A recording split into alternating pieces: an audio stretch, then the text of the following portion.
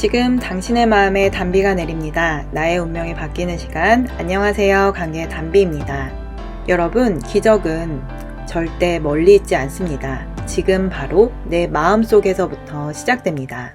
저는 어려서 착한 아이 컴플렉스를 가지고 있었습니다.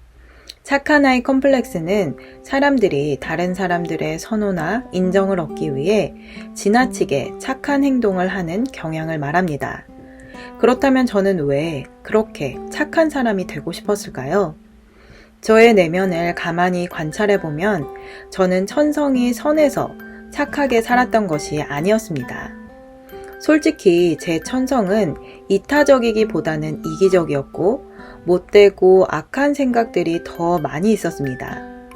그러나 언제부턴가 사람들에게 착한 모습을 보여주면 칭찬을 받게 된다는 것을 알게 되었고, 저는 사람들의 칭찬을 듣는 것이 너무나 기쁘고 행복했습니다. 물론 어떤 이유에서건 사람이 착하게 사는 것은 개인적으로는 탈선을 하지 않아서 좋고, 인간관계에서도 갈등과 다툼이 줄어들기에 사회적으로도 좋은 영향을 끼칩니다. 그러나 컴플렉스란 과도하고 지나치다라는 뜻입니다. 즉, 착한 것도 지나치면 독이 된다는 것입니다. 엄밀히 말하면 저의 내면은 착하지 않은데 억지로 착한 척을 하다 보니 독이 된 것입니다. 여러 전문가들은 이러한 컴플렉스가 가지는 부정적인 영향에 대해 이러한 소견을 제시합니다. 첫 번째는 자아 정체성의 혼란입니다. 착한 아이 컴플렉스를 가진 사람들은 자신의 진정한 감정과 욕구를 무시하고 항상 다른 사람의 기대에 부응하려는 경향이 있습니다. 이로 인해 자아 정체성에 대한 혼란과 자아 손상이 발생할 수 있습니다. 저 또한 20대까지도 자아 정체성 혼란으로 참 어려웠습니다. 20대의 저는 착한 아이 컴플렉스에서 더 발전하여 좋은 사람이 되고 싶은 좋은 사람 컴플렉스를 가지게 되었습니다. 착하게 살기만 하면 너무 손해를 많이 보다 보니 최대한 손해를 보지 않으면서도 나는 꽤 괜찮은 사람이라는 이미지를 구축하기 위해 노력했던 것 같습니다. 이것의 부작용은 내가 잘 보이고 싶은 사람들에게는 착하게 대하면서 내가 굳이 잘 보이지 않아도 되는 사람들에게는 내면의 본색을 드러내는 것이었습니다. 저는 사회초년생 때 대기업에서 파견 계약직으로 근무를 한 적이 있었습니다. 당시 저는 회사 내에선 상사들에게 잘 보여야지만 정규직이 될 수 있었기 때문에 성실하고 착한 이미지로 살았습니다. 그러나 대기업의 상품을 납품하는 협력업체 직원들에게는 소위 말해 갑질이라고 하지요. 생각나는 대로 아무 말이나 툭툭 던지기도 하고 상대가 내 마음에 들지 않을 때는 불이익을 주기도 하였습니다. 강자에게는 약하고 약자에게는 강한 악역을 맡고 살았던 것입니다. 그러나 이러한 삶은 제 마음을 피폐하게 만들었고 관계가 이해관계로 인해 엉키고 끊어졌으며 정작 하는 일은 술술 풀어질 듯 했지만 더욱 꼬여만 갔습니다. 이처럼 진퇴양난의 상황 속에서도 저는 무엇이 잘못된 것인지 나는 그저 열심히 산 죄밖에 없는 것 같은데 억울하다는 생각만 가득했었습니다. 두 번째로 착한 아이 컴플렉스의 문제점은 자신의 감정을 무시하거나 억누르는 경향이 있습니다. 이는 감정적인 무감각성을 초래할 수 있고 자신의 감정을 인식하고 표현하는 데 어려움을 겪을 수 있습니다. 저 또한 이렇게 오랜 시간 착한 아이 컴플렉스를 가지고 살다 보니 다른 사람의 감정은 잘 캐치하면서도 정작 내 감정을 인식하고 표현하는 것이 굉장히 어려웠습니다. 예를 들면 누군가 부탁을 하면 생각을 해보고 할 수 있는지 없는지를 결정해야 하는데 상대가 실망하는 모습을 보고 싶지 않아서 일단 수락부터 하는 습관이 있었습니다.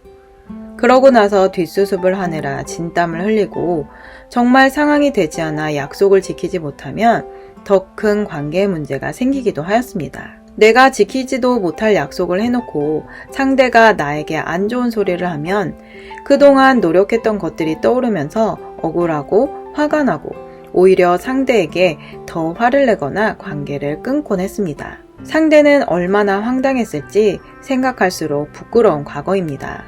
세 번째로 착한 아이 컴플렉스를 가진 사람들은 항상 다른 사람들의 기대를 충족시키려고 노력하기 때문에 지속적인 스트레스와 불안을 경험할 수 있습니다. 이는 심리적인 문제와 신체적인 건강 문제를 유발할 수 있습니다. 저는 이 스트레스와 불안으로 인해 고등학교 3학년 때 중요한 시험을 앞두고 난생 처음 공황장애를 경험했습니다. 제가 경험한 공황장애는 영원한 죽음을 잠시 들여다보는 것입니다. 예전에 저희 담임 목사님께서 신학생이셨을 때 하나님께 두려움이 무엇인지 알려달라고 기도를 하셨다고 합니다. 그런데 갑자기 하나님께서 두려움에 대해 알려주시는데 온몸에 식은땀이 날 만큼 엄청난 두려움이 임한 경험을 한 적이 있다고 하셨습니다. 또 소천하신 조용기 목사님께서도 지옥 체험의 간증을 하신 적이 있는데 뭐라고 설명할 수 없는 어둠이 블랙홀 속으로 빨려 들어가는 것처럼 자신이 영원한 어둠으로 들어갈 때에 그렇게 많은 기도를 통해 큰 영역을 가지고 있던 목사님께서도 엄청나게 두려웠다고 하시는 말씀을 들었습니다. 목사님은 처음에는 기도도 나오지 않을 정도로 두려웠으나 예수 보혈, 예수 보혈 이렇게 예수님의 보혈만을 외쳤더니 그 끝을 알 수 없는 어둠 속에서 서서히 몸이 뜨면서 지옥의 문에서 탈출할 수 있게 되었다고 하셨습니다. 저는 28살까지 공황장애를 앓다가 2014년 5월에 처음으로 교회에 온 후 공황장애를 깨끗이 치료받았습니다. 그런데 종종 마귀가 생각으로 넣어주는 부정적인 생각들을 내가 받아들일 때에 공황장애 초기 증상이 나타날 때가 있습니다. 공황장애 초기 증상은 마음이 불안하고 초기에 영적 전쟁을 하지 않고 방치하면 불안이 지속되면서 숨 쉬는 것이 불편해집니다. 몇 년 전 제가 비행기를 탔는데 갑자기 비행기 안에서 공황장애가 왔다는 배우의 말이 생각났습니다. 비행기에서는 갑자기 내릴 수가 없어서 거의 죽다가 살아났다는 배우의 말이 제 속에 계속해서 들어오면서 나도 그렇게 되면 어떡하지? 라는 두려운 생각이 들어온 것입니다. 그때에 보혈을 의지하여 보혈 찬양을 부르고 방언 기도를 하고 마귀를 대적하고 선포하면서 진땀을 흘리며 기도했습니다. 결국 어두움을 쫓아내고 감사로 기도하면서 평안히 잠들었던 기억이 있습니다. 최근에는 정말 강력한 치유를 주는 말씀을 하나님께서 주셨습니다. 바로 갈라디아서 2장 20절 말씀입니다. 하나님께서는 한 단어 한 단어 아주 천천히 묵상하고 음미하면서 말씀 안에 있는 생명을 수혈하듯이 공급해 주십니다. 함께 보실까요? 내가 그리스도와 함께 십자가에 못 박혔나니 그런즉 이제는 내가 산 것이 아니요 오직 내 안에 그리스도께서 사신 것이라.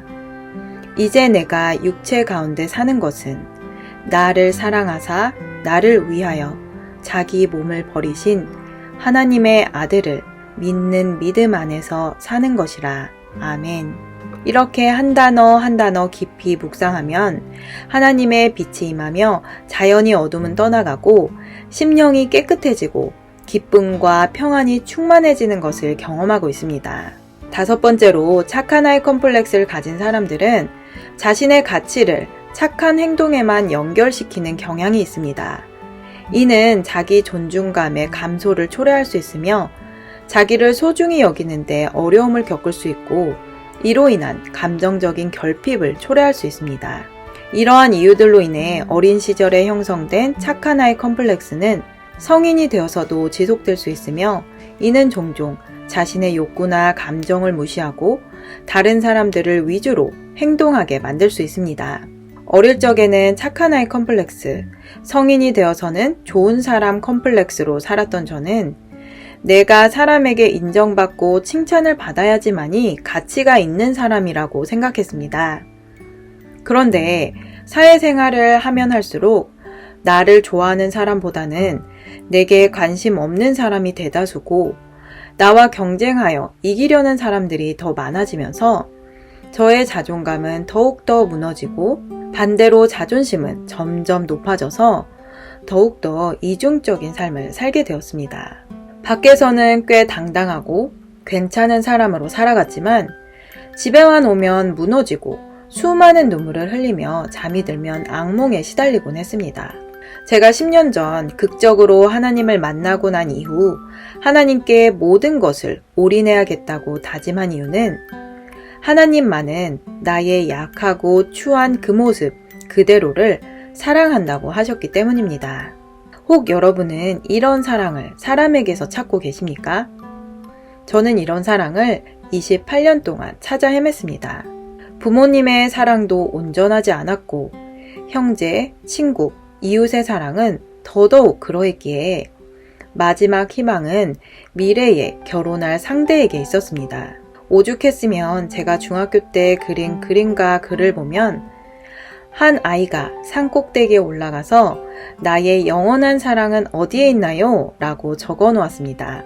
저는 당시 하나님을 몰랐기에 당연히 영원한 사랑의 대상이 미래의 남편감이라고 생각을 하고 적은 것이었는데 사랑의 주인이신 하나님께서 그 질문을 받으시고 10년이 넘는 시간 동안 저를 사랑으로 지켜보시다가 때가 되었을 때에 저에게 찾아오셔서 그 답을 주신 것입니다.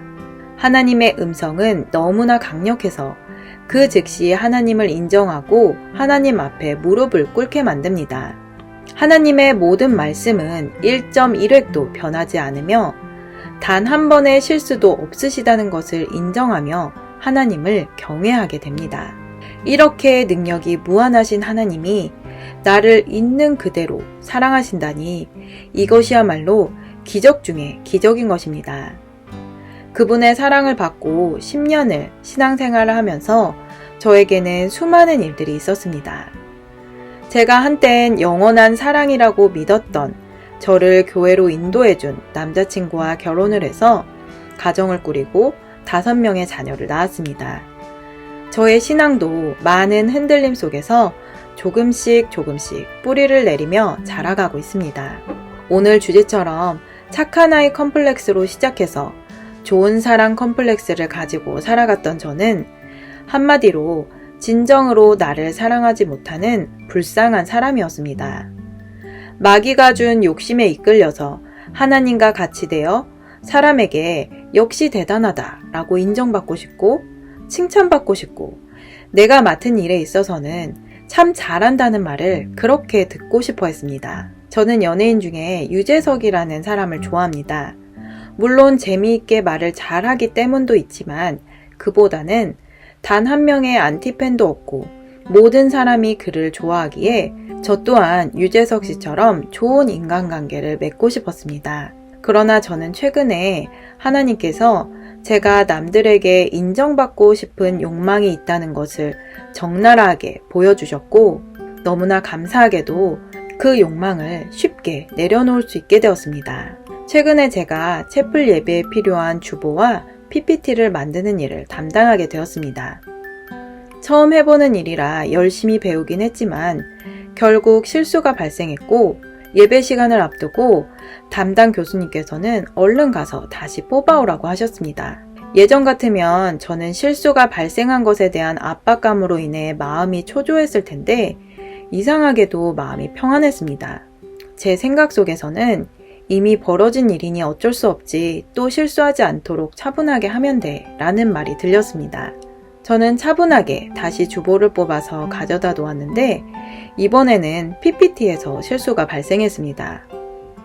그런데 그 자료는 분명히 담당자가 알려준 대로 적은 것인데 알고 보니 저에게 알려준 담당자가 잘못 알려준 것이었습니다. 예전에 저였다면 잘못된 정보를 준 사람에게 책임을 묻고 저는 그 책임에서 빠져나오려고 발버둥을 쳤을 것입니다. 그런데 그 순간 어찌되었든 간에 PPT는 나의 담당이니까 내가 책임지는 것이 맞아.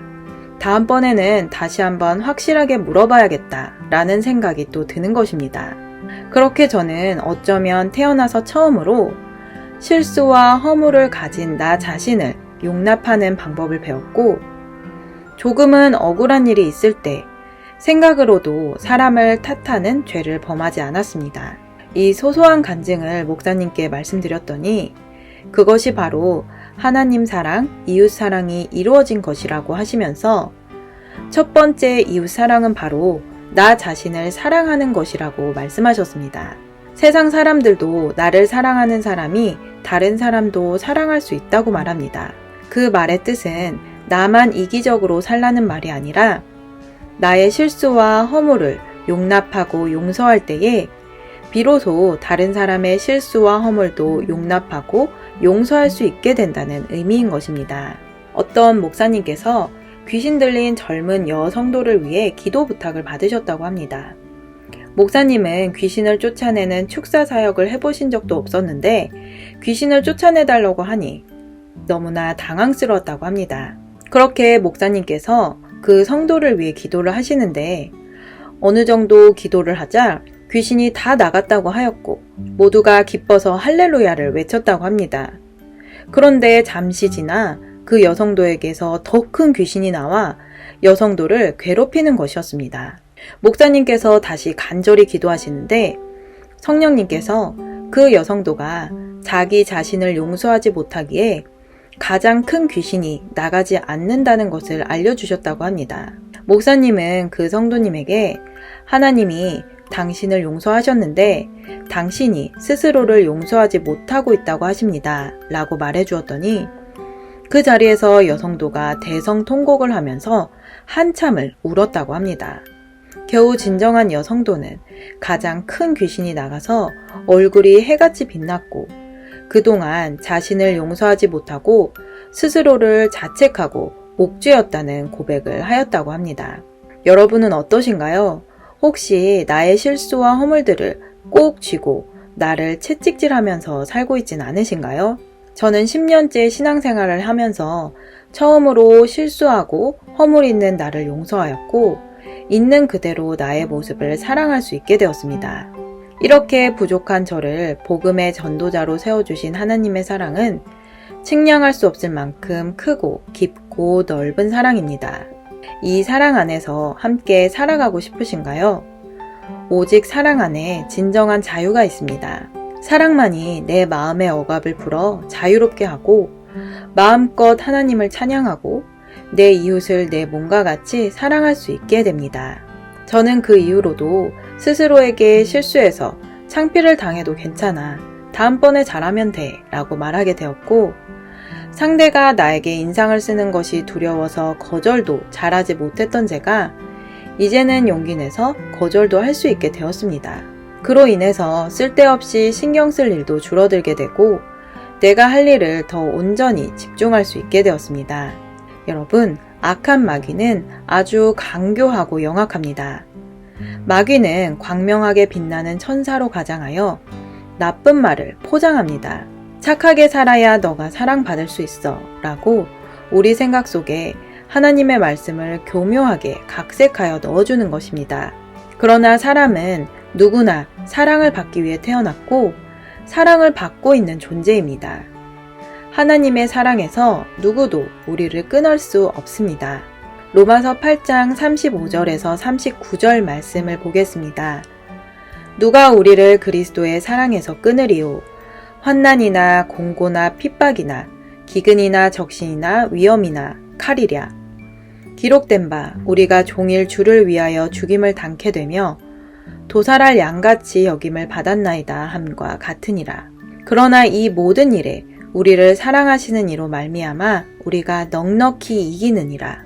내가 확신하노니 사망이나 생명이나 천사들이나 권세자들이나 현재일이나 장래일이나 능력이나 높음이나 깊음이나 다른 아무 피조물이라도 우리를 우리 주 그리스도 예수 안에 있는 하나님의 사랑에서 끊을 수 없으리라. 아멘. 컴플렉스를 넣어준 것은 마귀가 한 일입니다. 마귀의 일을 밝혀내고 멸하시는 예수 그리스도를 믿음으로 승리하여 내 자녀와 후손에게 영원한 생명의 사랑을 물려주는 저와 여러분이 되기를 기도합니다. 하나님이 계획하신 나의 모습, 내가 누구인지 알고 싶은 분들, 또 하나님의 나라가 내 마음에 임하는 심령의 천국으로 말미암아 가정의 천국을 이루고자 하는 소망이 있는 분들은 영상 끝 연락처로 연락 주시기를 바랍니다. 오늘 영상은 여기까지입니다. 끝까지 시청해주신 여러분 감사드립니다. 영상이 도움되셨다면 구독, 좋아요, 알림 설정을 부탁드립니다. 누구나 아름답습니다. 누구나 희망이 있습니다. 이상 메마른 관계 담비 같은 소식을 전하는 관계 담비였습니다. 오늘도 행복한 하루 되세요. 감사합니다.